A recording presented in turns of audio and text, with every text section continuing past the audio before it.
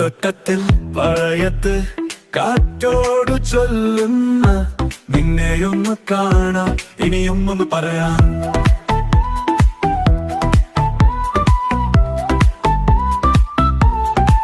തട്ടത്തിൽ പറയത്ത് കാറ്റോട് ചൊല്ലുന്ന നിന്നെയൊന്ന് കാണാൻ ഇനിയും ഒന്ന് പറയാൻ. പിന്നെയും പിന്നെയും മിണ്ടാൻ കൊതിക്കുന്ന നിന്റെ മിഴികളോട് ഇനിയും കാണാൻ കാറ്റിനോട് ചൊല്ലുന്ന പ്രണയം.